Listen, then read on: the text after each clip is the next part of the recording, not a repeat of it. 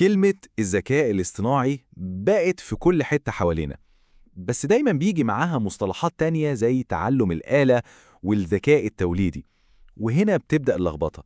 في الشرح ده هنفك الاشتباك ده ونرسم صورة واضحة لكل مفهوم. طيب إيه القصة بالظبط؟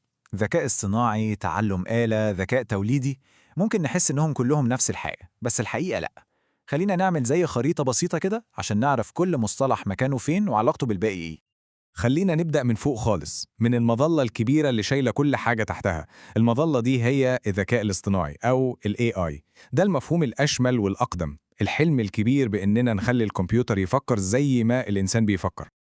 وفكرة الذكاء الاصطناعي دي مش جديدة خالص، دي قصة قديمة بترجع لعقود. في الأول الموضوع كان ماشي بطريقة بسيطة قوي.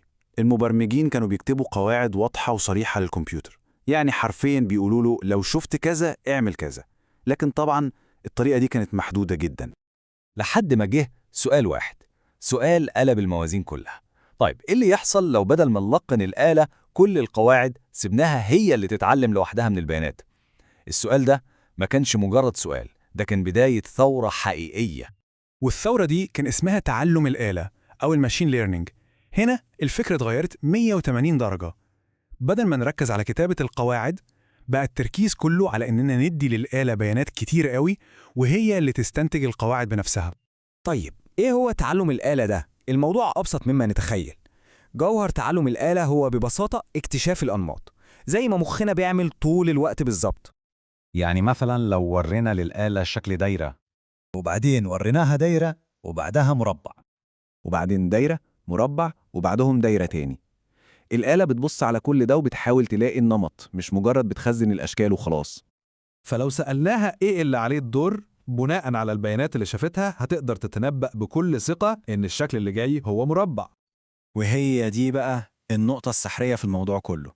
الآلة استنتجت القاعدة لوحدها بمجرد ما شافت الأمثلة. محدش قال لها بشكل صريح القاعدة هي دايرة وبعدين مربع، هي اللي اكتشفت ده. والقدرة دي على اكتشاف الأنماط واكتشاف أي حاجة تخرج عن النمط ليها استخدامات جبارة. يعني مثلا في الأمن السيبراني بتساعد في كشف أي نشاط غريب أو مشبوه على الشبكة، وده تطبيق مهم جدا. طيب جميل، ده كان تعلم الآلة. بس الموضوع ما توقفش هنا، في مستوى أعمق وأكثر تعقيداً، وهو التعلم العميق أو الديب ليرنينج. ده يعتبر النسخة المتطورة والأقوى من تعلم الآلة. وسبب كلمة عميق هو إنه بيستخدم حاجة اسمها شبكات عصبية مكونة من طبقات كتير فوق بعضها. الموضوع ده مستوحى من طريقة عمل المخ البشري بالظبط. كل طبقة في الشبكة بتتخصص في فهم جزء معين، ولما بيشتغلوا مع بعض بيقدروا يحللوا حاجات معقدة جدا. بس هنا في نقطة مثيرة قوي. زي ما احنا مش بنفهم كل تفصيلة بتحصل جوه مخنا ازاي، الشبكات العصبية العميقة دي ساعات بتبقى عاملة زي الصندوق الأسود. يعني احنا بندخلها البيانات من ناحية وتطلع لنا النتيجة من ناحية تانية، لكن ايه اللي حصل بالظبط في النص مش دايما بنبقى عارفين. ومن قلب التعلم العميق ده خرجت أحدث وأقوى حاجة بنشوفها دلوقتي، الذكاء الاصطناعي التوليدي أو الجيني آي. ده بقى قصة تانية خالص. الذكاء التوليدي بيعتمد على نماذج عملاقة اسمها النماذج التأسيسية. تخيل إننا دربنا نموذج منهم على كمية بيانات مهولة، كمية تكاد تكون كل المعرفة البشرية المكتوبة على الإنترنت.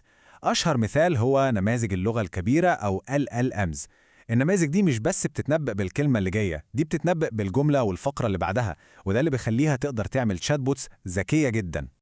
طيب هنا بيجي سؤال مهم، هل الذكاء التوليدي ده مجرد بغبغاء بيردد الكلام اللي اتعلمه وخلاص؟ يعني هل هو بينسخ ويلزم؟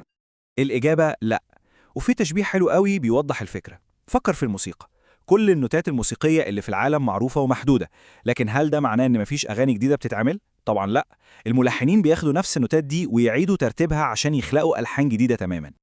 الذكاء الاصطناعي التوليدي بيعمل نفس الحاجة بالظبط، بيستخدم كل البيانات اللي اتعلمها كمكعبات بناء ويبني بيها محتوى جديد كلياً ومبتكر، مش مجرد نسخ.